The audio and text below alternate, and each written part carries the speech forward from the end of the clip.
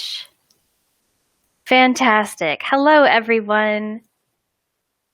All right, I'm going to wait just one moment. I'll be right back with you, and then we will get started.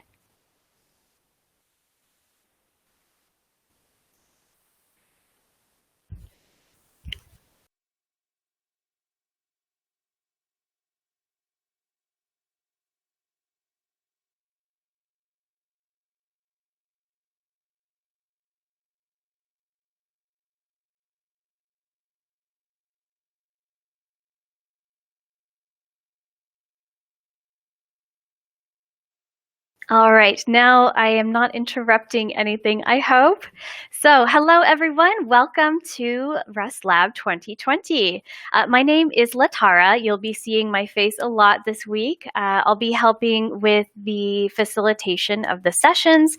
I'm the talk manager. I'll also be helping out with any Q&A that we have after our videos. So, if you do have questions to ask, I would like to direct you towards the question mark button in the chat. You might see a few different buttons there, and we have one specifically for Q&A just to keep things organized.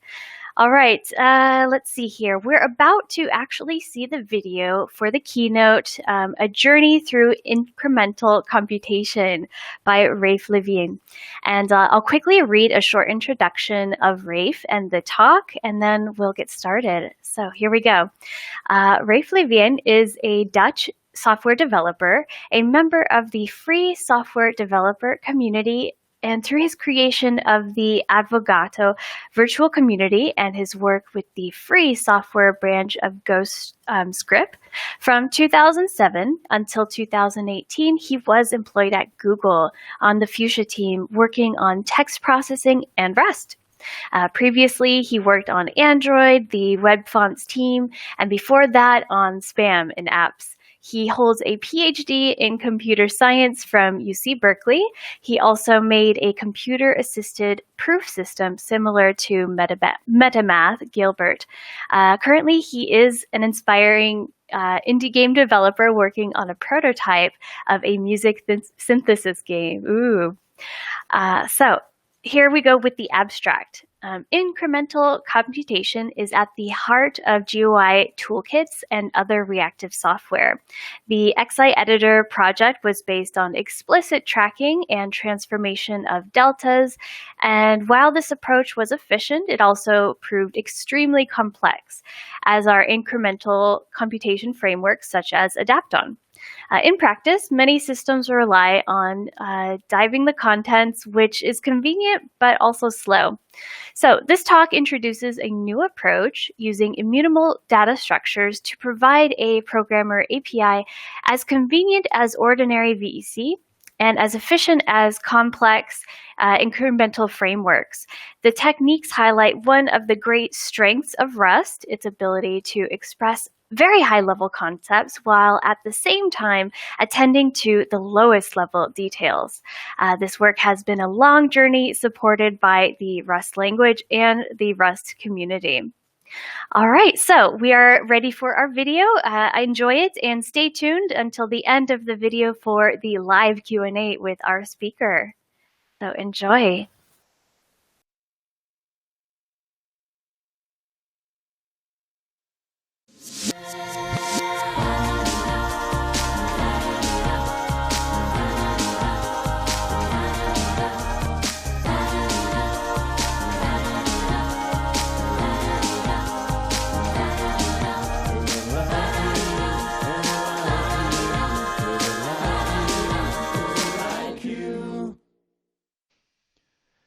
Hello and welcome to RustLab 2020. My name is Raph Levien, and I'm going to be talking to you today about my journey through incremental computation. A major theme of the XIEditor project was capturing the incremental nature of text editing. A small edit should be a quick computation. Incremental computation in general is when you only recompute the outputs that depended on what changed. One example is a build system, where you don't want to recompile everything when you change one file. Another is a spreadsheet. Incremental compilation in general is a large and complex area. I'll be focusing in on sequences, which includes vectors and strings. There's a bunch of different ways to do incremental computation. One that's very general but also somewhat complicated is to explicitly work with deltas. Another is to do diffing of structures, which is simpler but often slower. I'm going to introduce today the use of immutable data structures to kind of give you the best of both worlds. Rust has been a really excellent language for doing this kind of work. And one of the main reasons why is its wide dynamic range, its ability to express very high-level algorithms and concepts, and yet also be attentive to low-level details, especially when you need to integrate with FFI, with operating system provided libraries. And to end this talk, I'm going to be talking a little bit about my journey, about how a lot of this work has taken a long time to get where it is and how much further it has to go. The main reason I'm interested in incremental computation is to make highly performant user interfaces, especially creative tools like font editors or text editors, where you're dealing with potentially large documents. Most UI toolkits at their heart have some kind of incremental computation engine to reflect the fact that most of the UI is not changing. A lot of the work that's been done can be reused. A recent example of that that's gotten a lot of attention is Swift UI, which has a complex and somewhat opaque attribute graph implementation under the hood. Another example that's probably more familiar to viewers of this talk will be the VDOM reconciliation engine in React. Incremental computation is also used in other domains besides UI, especially in compilers to do incremental compilation faster, and in Rust, it's used in Rust Analyzer. Incremental computation in general covers a lot of ground, and much of the literature deals with graphs. That's certainly important in the compiler case. This talk will focus specifically on sequence data types, where you do some modification to the sequence like insert, delete, or update, and then you want that modification to be reflected in a graphical user interface or some other derived computation. There are two use cases that I'm going to be looking at which have some similarities but also some differences. One of those case studies is going to be text layout. This takes a string and some other parameters, a font, a size, a width, and creates a text layout object. A large part of that task is breaking the string into lines, and then on each line there's an arrangement of glyphs to represent that string. Text layout is stateless. That means you always get the same result, whether you rerun the entire process as a batch or you make incremental changes to it. If it were infinitely fast, we wouldn't care about making it incremental, but unfortunately, all of the font measurement and shaping can be pretty slow. When we think about how to represent the computation, it would be possible to go even finer grain, but for the purpose of this talk, I'm going to talk about essentially a map on paragraphs. Each paragraph can have text layout independent of the other paragraphs in the string. Even with plain text strings, text layout is a pretty challenging task, but ultimately we want to take this towards representing rich text as well. The data structures will get more complex, but the incremental nature of the computation will remain the same. The second major use case is a list view in a user interface, where there's a list of items in the app data, then each one of those items is expanded into a subtree in the widget graph. As items are added, removed, and modified, the GUI needs to update in response. Unlike text layout, updates to a list view are stateful in two different ways. First, your changes, such as inserting and deleting, might drive an animation, so you might show the item being inserted or deleted. Second, while I didn't really show that in this to-do example, it is possible for the widgets themselves to be stateful. For example, any embedded text editing widgets in that GUI can have their own cursor and focus state. You don't want to lose that state while you're modifying the other items, so you need to preserve the identity. That's a major reason why you want to be working with deltas. If you did a top-to-bottom batch recomputation of the whole thing, you would lose that state. The list view state also requires more coordination between the app logic and the UI toolkit to define the widgets that you use to create each item, and also to wire up the events, like if there's a button in there, what happens if you click. And things get more complicated when you scale up even further, like if you need virtualized scrolling. But the techniques that we're going to talk about in this talk hopefully will work up to pretty big scale, like maybe tens of thousands or even higher of items, but not into the millions, where you would certainly need to be thinking about virtualization. So while it might seem fairly simple to wire up sequence mutations to a view in a user interface, things get trickier when the UI is changing dynamically. A particularly important example is when you have a user interface composed of tabs. And so you might switch from one tab to another, and then the tab that isn't being shown is hidden for a while. And so what happens to the updates when you do that? Do you keep sending the updates and updating the state of those widgets, which might be wasteful? Or do you pause the updates, and then of course when you reshow the tab, what happens then? Are you going to recompute from scratch? Are you going to apply the updates that got queued? These are complex decisions, and a lot of the approaches that you could do are either slow, they're either doing wasted work, or they're wrong in some way. You can end up with your state not quite in sync. There is a general purpose solution to this class of problems, which is to adopt an incremental computation framework. There's a lot of literature on this topic. There are kind of two major academic examples, one of which is Adapton, and the other is the self-adjusting computation work of Ummet Akar, which is adapted into the Incremental framework by Jane Street, which was originally written in OCaml. And both of these have translations into Rust. There's Adapton RS, and Anchors is an in-progress port of Incremental to Rust. And I think there might be another one in that category as well.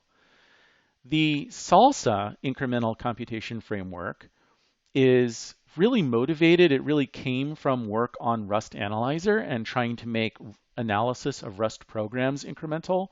But it's a general purpose computation framework, and certainly you could use that today as well. Another interesting framework to look at is Moxie, which is really intended for user interfaces specifically. And it has a lot of, it's in many ways an adaptation of React, but it also has some inspiration from Salsa and can be used as a general purpose incremental computation framework. I'm also going to include in this list XiEditor. XiEditor is really focused on strings, but it is trying to be fairly general purpose in its approach to incremental computation. And then it has another sort of advanced feature, which is the ability to synchronize changes across multiple processes or across multiple computers. So each one of these incremental computation frameworks has its own kind of way of doing things, but there are some features in common.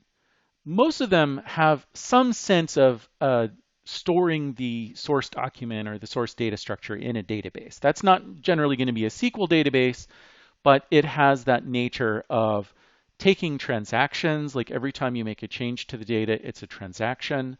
And then when you commit a transaction, that commit is usually associated with a revision ID. And then when you want to capture the incremental nature, like if you want to update the UI based on that, then you do a query into that database. You ask for a delta between two revision IDs. You say, here's my old revision ID, the last state that I displayed. Here's the new revision ID, the current state of that document. What's the delta between that? And then these incremental computation frameworks will give you that. There's a lot of other things they can do. For example, some of them give you undo, an ability to go back to older revisions. A lot of them have a fairly sophisticated way of attaching computation to the query. So you have some sort of demand graph that says, don't just give me the data of what changed, but do some derived computation based on that in an incremental way. And of course, as I mentioned, XiEditor has this conflict-free replicated data type, the CRDT, which allows collaborative editing. One of the features that these incremental computation frameworks tend to have in common is a lot of complexity. It's not that easy to integrate with them. So a simpler approach that a lot of people take to incremental computation is diffing. When you use the diffing approach, you're going to take the old version of the data structure and the new version of the data structure, and you're going to walk through both of them, finding out which parts are the same and which parts are different. So the parts that are different, you're going to create a diff based on that, and then you're going to use that diff to drive your UI process or whatever other computation. And this is a fairly simple approach. It's not, the data structures are quite straightforward, but it has a tendency to be pretty slow because in general, you need to be touching each element of those sequences in order to produce that diff. But because of its simplicity, you see this used a lot, especially when the scale is low, when you're not dealing with super large documents, or where performance is not as critical. One of the downsides to this is that your diff is not unique.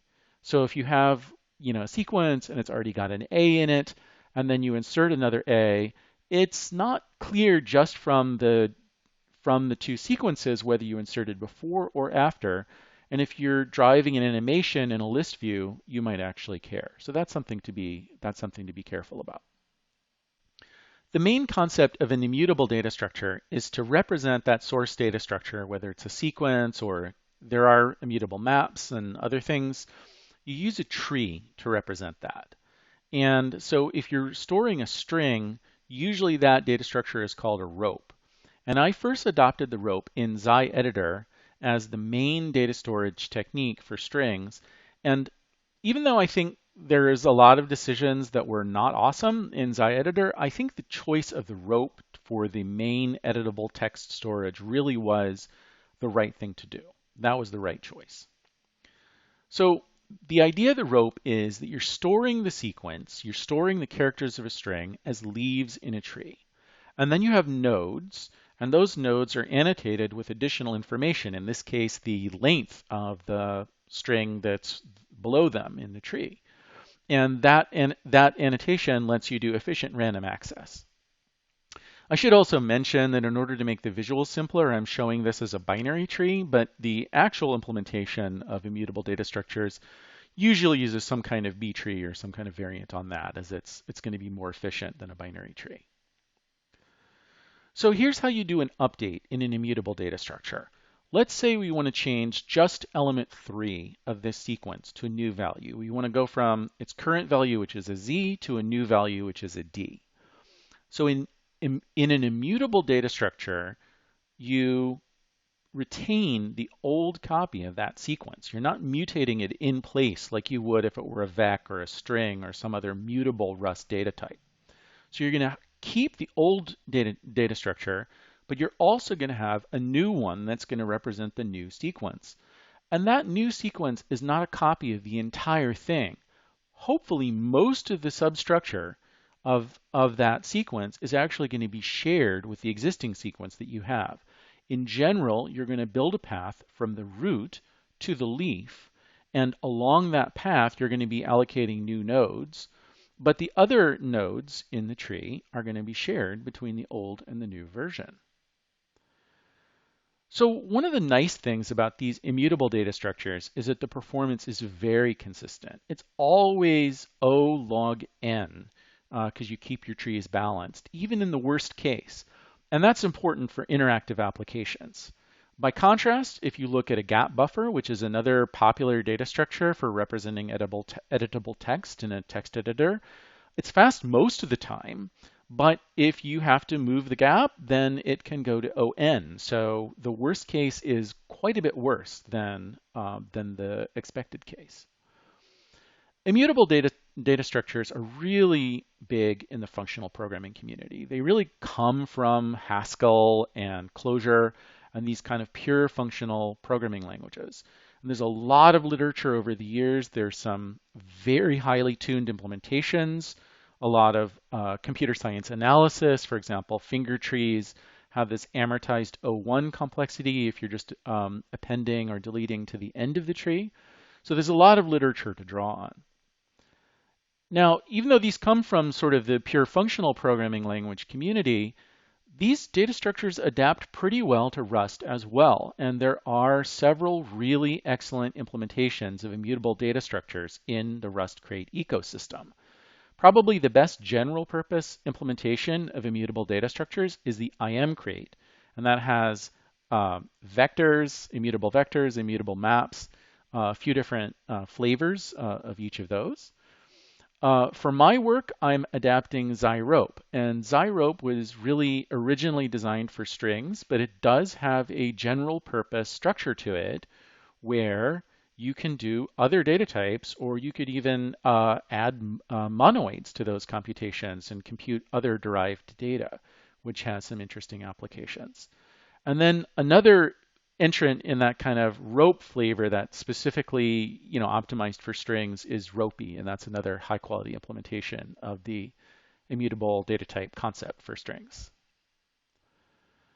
So we don't want to do just efficient updates, although that's nice. We also want to solve this diffing problem, hopefully in a more efficient way than if you use just a standard VEC or some other standard data structure for this. And so we want to find out, is there some way to use the fact that these subtrees are shared to answer this query in a more efficient way? What has actually changed? Is there a way to kind of skip over these shared subtrees so that we zoom in on just the part that's changed? And as you can imagine, the answer is yes. We store the nodes of an immutable data type in a reference counted container. So in Rust, that would usually be the arc, atomic reference counter. And arc has a pointer EQ method, which tells us when two references point to the same value, and we can use that to detect common subsequences.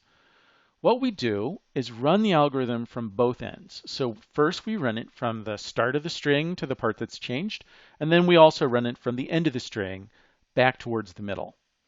And we take one of the concepts that you find in this rope world is a cursor. So that's just really a pointer to a specific place in the tree. And you have a cursor on both of the sequences that you're trying to diff. Then what you do is that you start at the bottom of the tree, you start at the leaf, and those are probably equal, pointer equal. You can tell they're pointer equal without having to go into them. And you keep walking up the tree until you find the first node that is not pointer equal, or you keep walking as long as you are pointer equal. And so now you know a common subtree that is common between those two sequences. And you look at the length of that, and you advance both cursors by that length, and that takes you to new leaves. So you keep doing that until you find a pair of leaves that are not pointer equal. And at that point, that's all that this common shared sequence can tell you, and you fall back to kind of more standard diffing techniques to give you the actual difference between the sequences at that point. So in the case of a simple edit, if you're just inserting a character or deleting or updating or something like that, or if your edits are, even a cluster of edits that are all local, then that's going to give you this common subsequence in log n time, which is really, really quite good. Now, this technique is not a silver bullet, and that's probably one reason why you don't find it as much in the literature.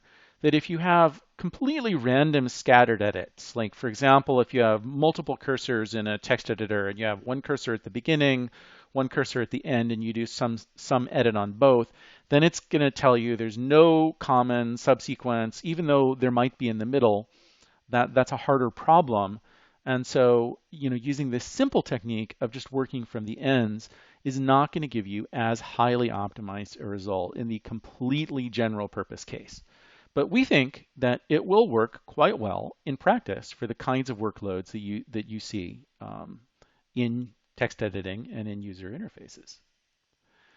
So what about these tricky cases? What about these cases where you're not just doing a simple pipe from the sequence to the user interface, but you might be hiding and showing tabs. You might have multiple views of the same model, of the same source document.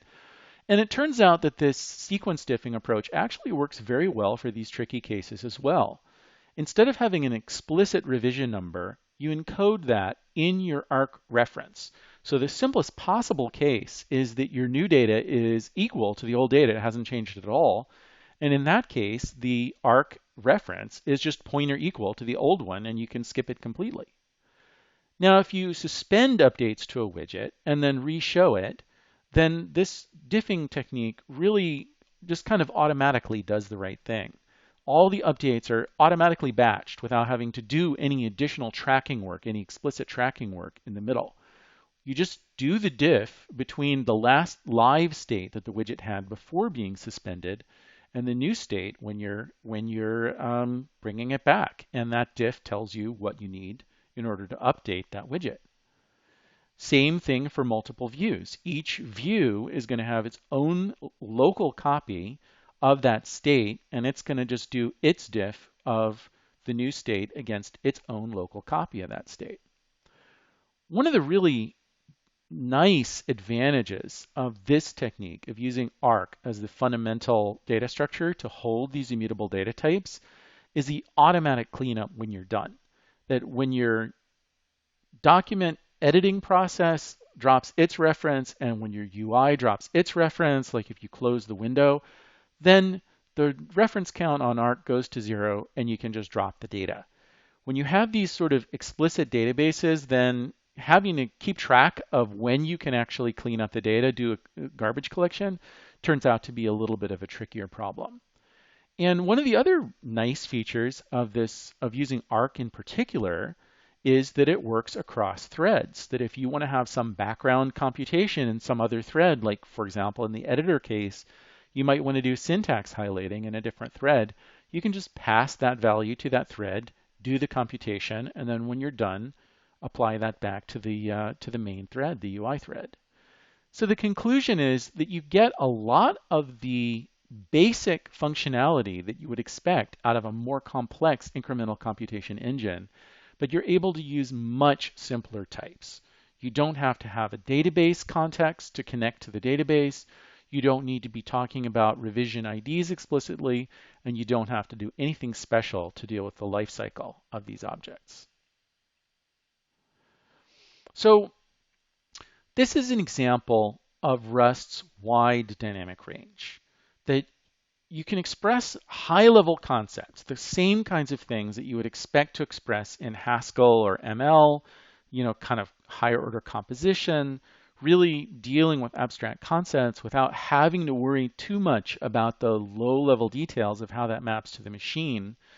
But when you need to think about the low level, when you need to think about exactly when is this getting allocated, and when you need low-level control to bind with platform capabilities, then Rust lets you do that in a very low-friction way as well. And of course, Rust gives you these compile time guarantees that the composition is safe, even when you're doing fairly advanced things. With we're gonna see some examples that would be kind of scary in a language like C++, but in Rust you get very strong safety guarantees from the language. So let's look in a little bit more detail at the way ARC works in Rust. And I think this is a great example of how Rust, the language, helps span the low-level and high-level worlds. So you're going to use ARC as kind of the core piece to implement these immutable data structures. And internally, that's represented as a reference count and also the actual data. And so when you clone the ARC, what that's going to do is increment the reference count. So you're not copying the data. When you clone sometimes sounds like you clone a big, giant, complicated data structure. But in the case of ARC, you're just incrementing that reference count. So ARC also has a more exotic capability. You can get a mutable reference to the data that it holds. So when the caller of this makeMute method on ARC holds the only reference to that ARC, then it can just get a mutable reference to the inner data. Now, in the general case, that wouldn't be safe. If you have more than one reference to that data, it's going to violate one of Rust's core invariants, which is that a reference can either be shared or immutable, but not both. That's kind of the core of why Rust's approach to mutable references is always safe. So if you just gave a mutable reference to the data that's held by that arc, then it would violate that and you would get unsafe behavior.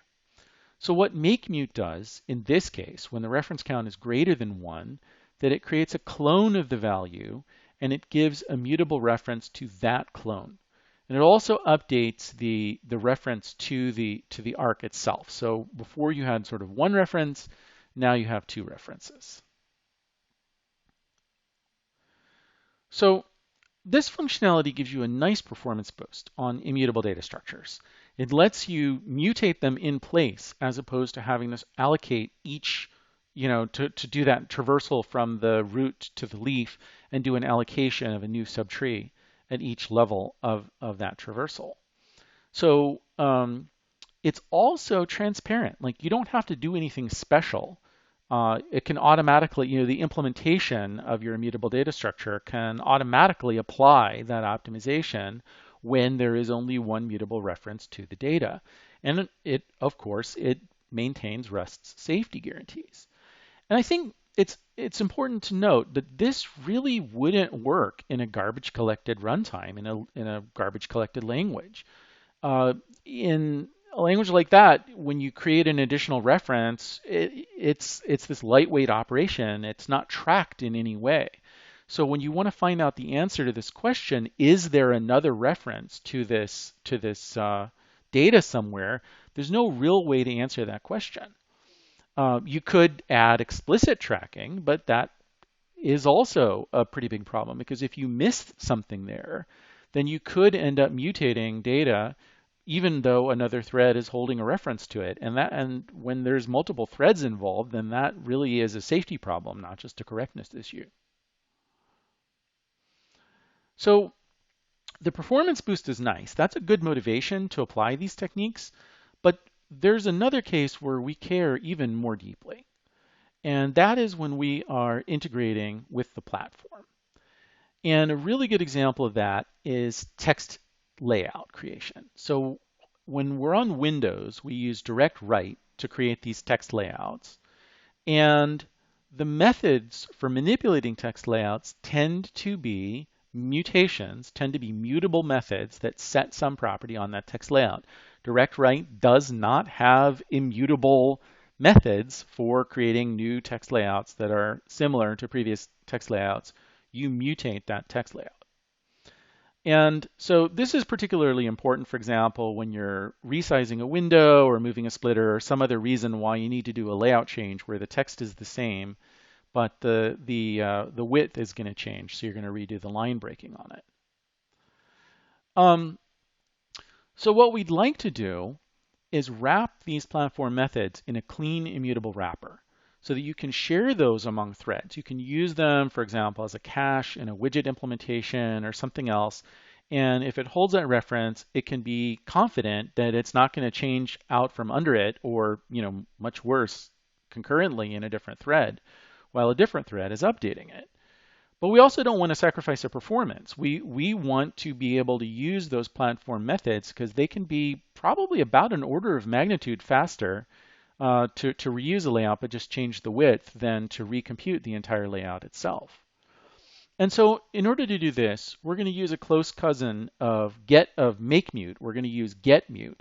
And this just optionally gives you a mutable reference if their reference count is 1. Otherwise, it gives you none. And so when get_mute gives you a mutable reference, you can call the platform's set text width method on that underlying text layout object safely. And when it gives you back none, then, well, you have to rebuild the text layout, but you would have to do that in order to maintain safety. So I think that Rust is basically unique among all programming languages in allowing you to express these high-level concepts safely while also giving you the low-level access so that you can bind those platform capabilities and be able to use them without having to worry about these details of am I mutating something that I shouldn't be mutating? Am I thread safe? The Rust types that you get when you do this wrapping properly encode all of that information, all of that context. So I'm just going to walk real quickly through a summary of the methods on ARC. You can really learn a lot just by looking at the type signatures. We've already talked about clone, which bumps the reference count. Drop is kind of the reverse. It decreases the reference count, and when it goes to 0, it frees the underlying object. And then, I'll go into a little bit more detail here that ARC has a deref method that gives you an immutable reference to its contents, but it doesn't have a deref mute method. Box does. So ARC and Box are not the same here. Box has a unique reference to the data, but ARC has a shared reference to the data, so you can get immutable references, but not in the general case, mutable references.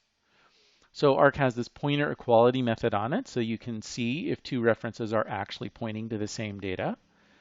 And then it has these copy on write semantics methods. It has make mute, which will make a clone when needed, and it has get mute, which will give you the mutable reference when it is safe to do so. And I'll also point out make mute updates this reference to the new clone when it makes the clone. Get mute doesn't do that, but it still needs an and mute reference in order to guarantee at the language level that the reference that you get is in fact unique.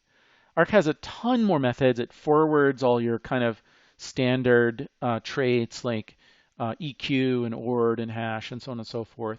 It has some unsafe methods. If you need even lower level control, you can do that. And it has a whole mechanism to give you weak references as well. And I should also point out, I'm focusing on ARC here because it gives you this thread safety. But if you're in a single-threaded context, you can use RC instead. It's really very similar, but it's not thread safe. And so it's a little faster because it just uses ordinary arithmetic rather than atomics to update those reference counts. So I want to talk a little bit about the journey that I've been on. And my journey with Rust really goes back 25 years. And here's a paper from 1995 where my research group was trying to really solve this problem of an ML language or an ML-like language. In this case, this is ML-Kit, which is a ML variant, where we can use static memory management, where it's not garbage collected, but it frees memory when it knows that it can be deallocated. And at the time, I think we had some good ideas that we were using explicit lifetimes. That if you look at this paper, that the types have these row annotations on them, the Greek letter rho, which refers to regions, and those are familiar to like tick A, tick B lifetimes in Rust, but they're a little different. They use effects. Rust uses some techniques that we did not have back then. Rust uses move semantics, affine types, and is able to really crack this problem in a way that we were trying to do 25 years ago and just didn't quite have the tools that we needed. So when Rust happened, I was very, very excited. I was like, here's a language that actually solves the problems that we were trying to solve 25 years ago. So with Rust itself, I've been programming a little bit more than 5 years, just before 1.0 came out. And one of the bigger and more ambitious projects that I've taken on is XiEditor, which is started in spring of 2016. And the goal was to make a fully featured high-performance test editor, which is pretty difficult, pretty ambitious project. And at the time, it seemed to me that it just wasn't practical to build the user interface in Rust. And so I explored an architecture where there was a core in Rust, and then you would write a front end, you would write the user interface in some other language, whatever language is most convenient for driving the user interface on that platform, and the two pieces would communicate over async channels. And that architecture has some disadvantages. I wrote a retrospective on kind of what went wrong. Ultimately, the biggest problem is that the whole thing was too complex. Now, out of this project, one of the explorations that I was doing was the Windows user interface. And so, that we had a Mac front end that was fairly well developed. That was always kind of the reference front end. But on Windows, it's like a playground. I can explore and try new different things. And so I wanted to see, is it possible to write a user interface in Rust and then bind those platform capabilities for text layout and menus and all those other kind of capabilities that the platform gives you. So originally it was very Windows specific. And the original, like the results from that exploration were extremely positive. It's like, wow, this actually might be a really good way to build UI. So since then, a lot of the work has gone into taking those Windows specific things and making them cross-platform instead. So, one of the goals has been that when you type cargo build, it should just work. Type cargo run, a window should just pop up. And so that work has evolved into the Druid toolkit. And a lot of what I've been talking about today with these immutable data structures is revisiting the text editing piece. How can you make text editing and text layout performant even when you're dealing with very, very large scale?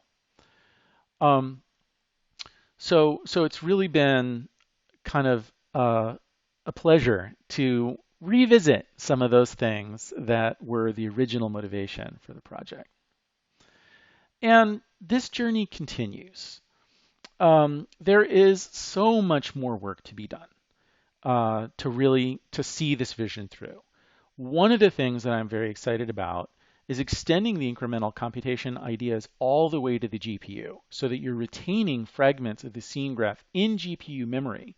And when you change something in the UI on the CPU, you're only touching a tiny fraction of the entire state, just once changed.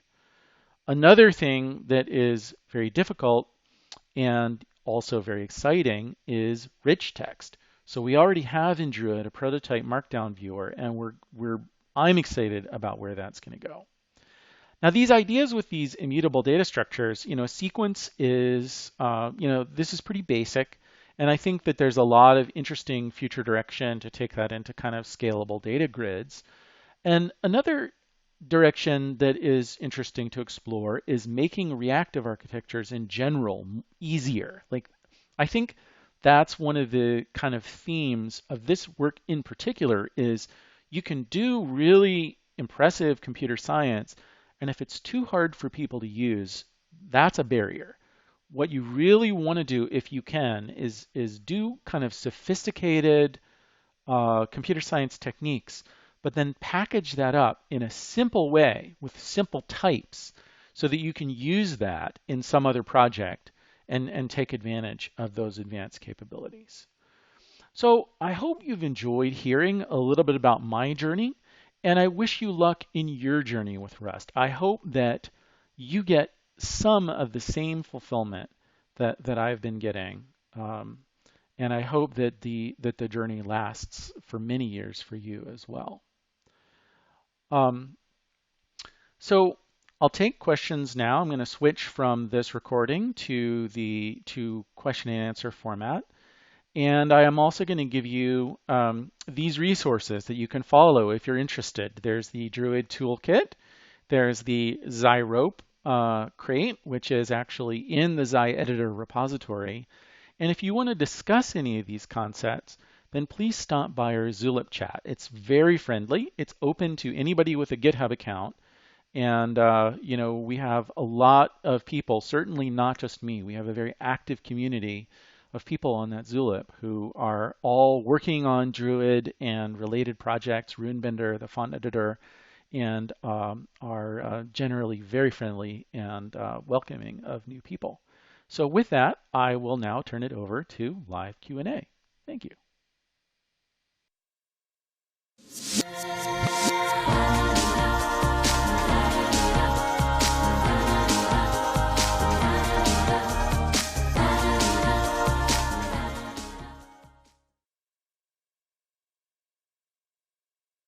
All right, everyone. Well, welcome back. I hope you enjoyed that video.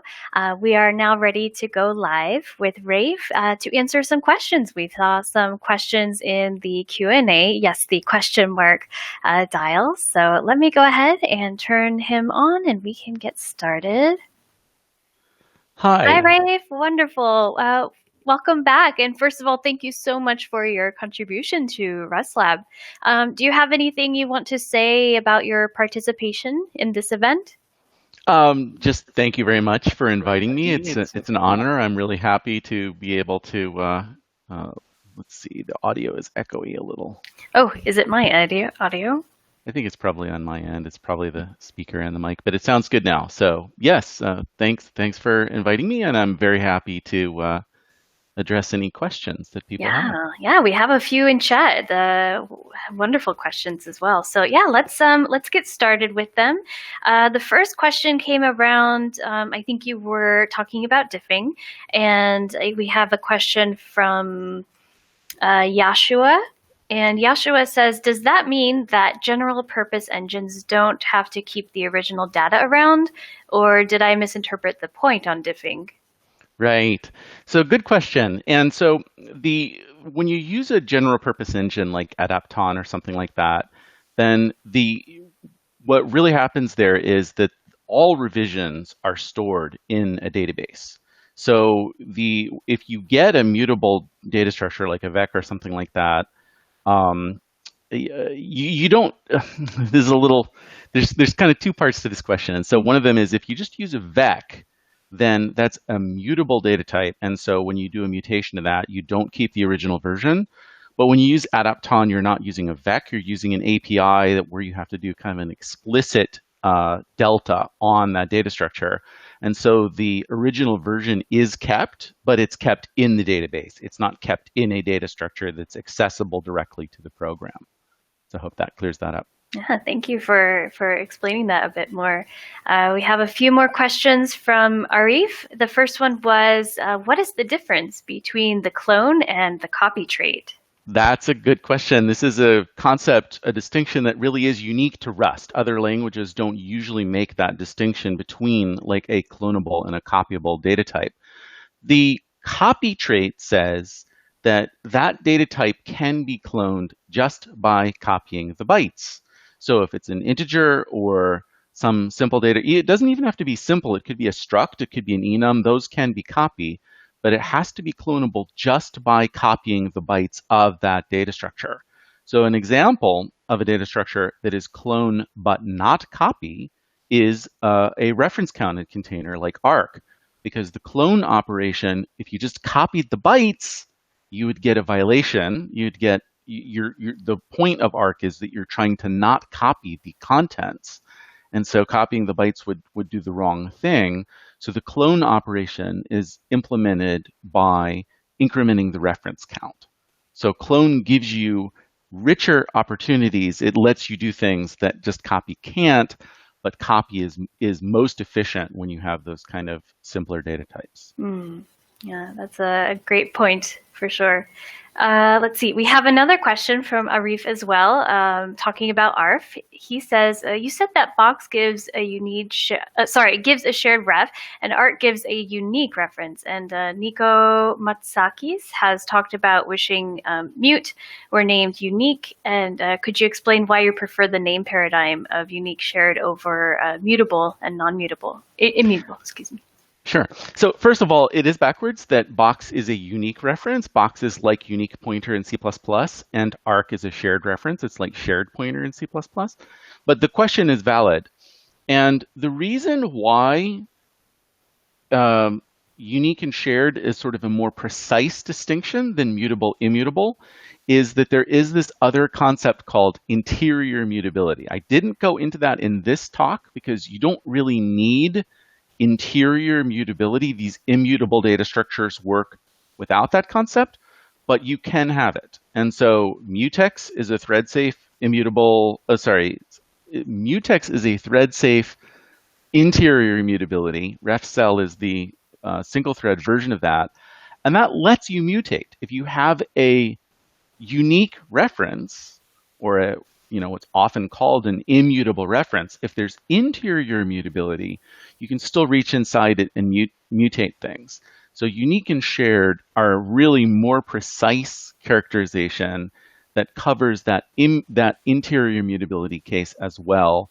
Whereas talking about mute and just sort of and mute, kind of immutable versus mutable references, that's an accurate distinction when you don't have immutable, I'm sorry, when you don't have interior mutability in your data types.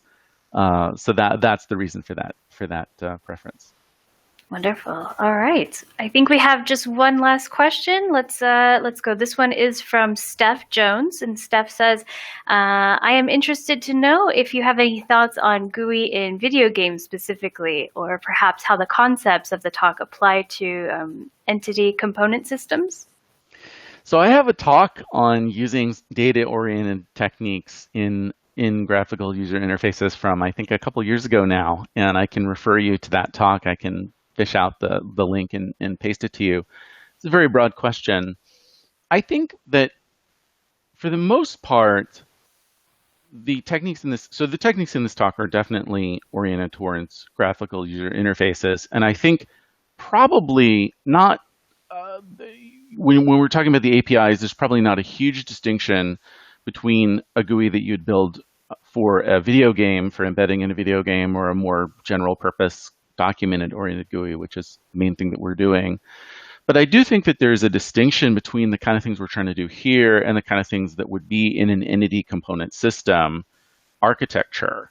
That the point of this is to give you these simple data types that don't reference external databases. Like an entity component system architecture is actually similar in some ways to these incremental frameworks, that there is a database, which is often called the world. And then when I talk about using references or revision numbers to talk about the incremental part, the revision numbers are similar in some ways to entity references as well. And so I think the ideas of this talk are a way to simplify that, to say, let's just talk about the sequence. Let's just talk about the data that's held in that sequence, let you do things like mutate it, and then be able to query that later in a way that's useful to UI, but not have this explicit entity reference. So I think maybe there's future work in how to apply those concepts more in video game worlds and GUIs that you'd build in a video game. But in general, I think it's easier to build GUI using these simpler types than I think the entity component system architecture is interesting, but I'm not convinced that it is the simplest and most ergonomic way to control a GUI from your app logic. All right. Well, thank you so much for that explanation. Let me check really quickly. I think that was our last question here. Yeah, in the Q&A, it sounds like that's about it. And Steph says thank you as well. Okay, wonderful. I guess that's it. Okay, so that was the last question. And so we're just about finished with this this session right now. I want to say thank you all so much, Raph, for coming here. And hopefully we'll have you also in the next edition of RustLab. So thank you so much. I hope the virtual format was convenient, but hopefully next time in person. Yeah, we would love that. Wonderful. Well, all right. All right, well, stick around, everyone. We have another talk coming up very soon. Our next one is Getting Started with MongoDB and Rust with Mark Smith. That starts at 12:40 p.m. So we'll go ahead and shuffle on into the next one for those of you who are coming. And thanks again, Raph. Sure thing. Thanks. Thank you. All right. And let's see, I want to just check if there are any announcements here. Nope, that's about it. So we'll go to the next room for the next session. We'll hopefully see you all there. Take care. Bye-bye.